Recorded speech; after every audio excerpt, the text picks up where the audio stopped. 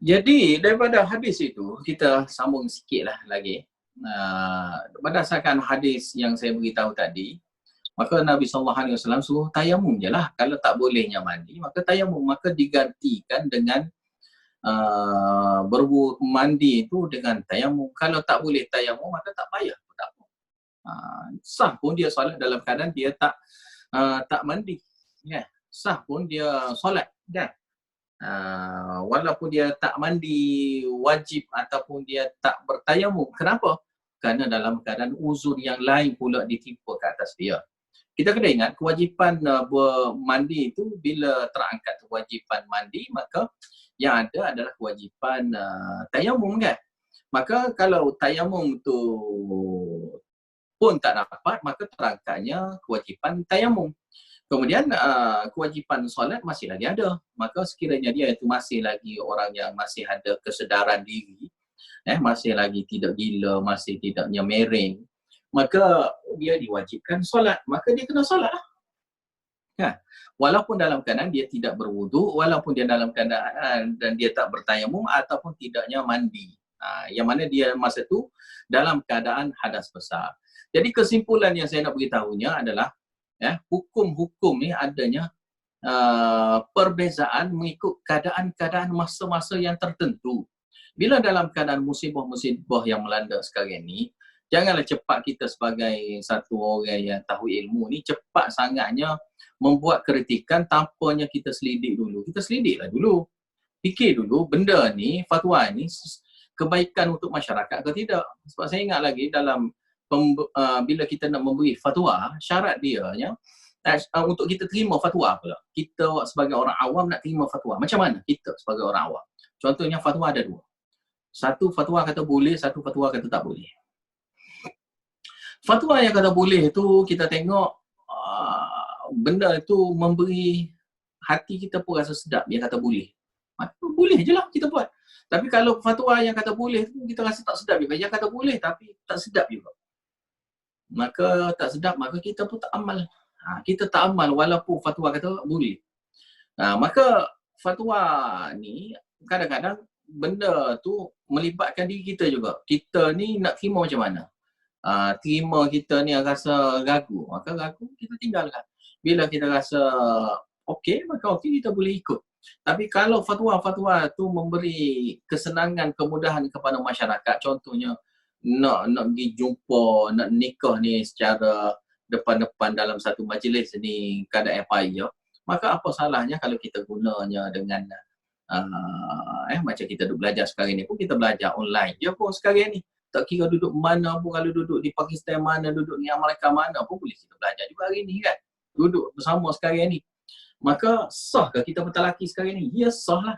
Kalau saya riwayatkan hadis pun, kira sampai tak kepada awak semua? Mana sampai lah. Siapa mengaji tu sah lah pengajian dia. Bukanlah kata tak sah ngaji. Mesti kena ngadap depan, mesti kena belaga lutut ke dulu. Duduk depan-depan ke dulu. Bukan semesti kena duduk depan.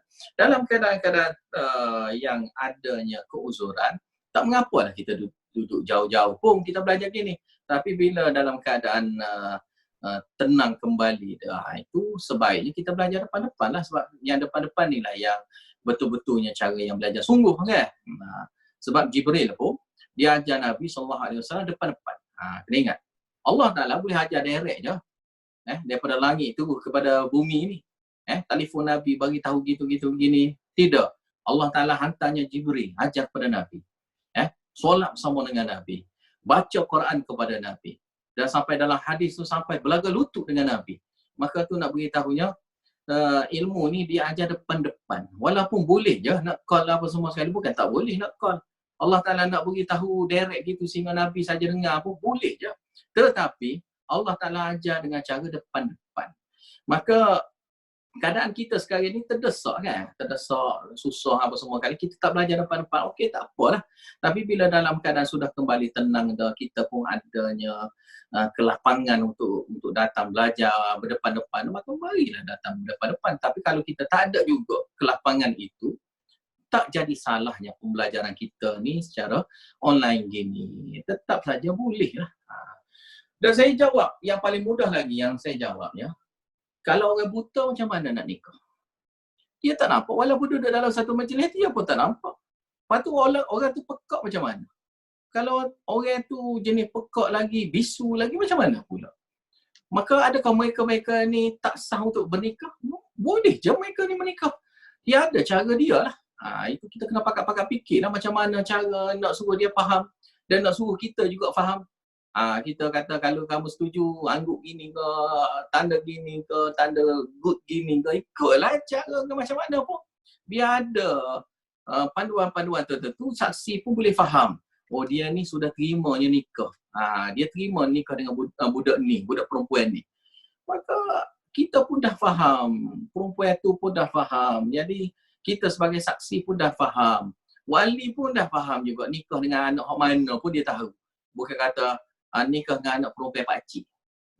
Saya nikahkan awak dengan anak perempuan pakcik. Anak perempuan mana tak tahu mana. Tu tak boleh pula kan. Maka dengan beritahu dengan jelas anak perempuan yang mana-mana apa semua sekali, maka itu sahlah pernikahan mereka dengan cara yang tak kira lah dengan cara tulis ke, dengan cara call ke, video call ke, tak kira live apa-apa ke, tak kira lah sebab zaman sekarang ni ada kemudahan-kemudahan tertentu kan. Kalau kita tersangkut mana-mana duduk di luar negara nak nikah juga. Jadi macam mana nak nikah tu? Jadi kalau ada fatwa-fatwa memberi kelonggaran, kesenangan kepada kita, memudahkan urusan sehingga tak berlakunya penzinaan apa semua sekali, maka apa salahnya kita gunakan fatwa-fatwa gini. Fatwa yang lebih mudah ni diamal ini adalah fatwa yang bagus nak dibandingkan fatwa yang payah nak amal. Lagi payah nak amal tu daripada fatwa tu tak bagus. Fatwa ni benda yang memudahkan amal. Tujuan fatwa tu memang untuk itu, bukan untuk jadi memayahkan. Contoh fatwa kata tak boleh buat bid'ah itu, tak boleh buat bid'ah ini. Maka itu memudahkan, iaitu tak buat lagi senang kan, daripada buat tu susah kan. Itulah contoh-contoh dia. Adalah situ dah sampai hadis ini. InsyaAllah kita sambung kepada hadis esok pula bab mazi dan sebagainya. Esoklah. Wallahu a'lam bissawab. Wa akhiru da'wana alhamdulillahirabbil alamin wa billahi taufiq wal hidayah. Wassalamualaikum warahmatullahi wabarakatuh.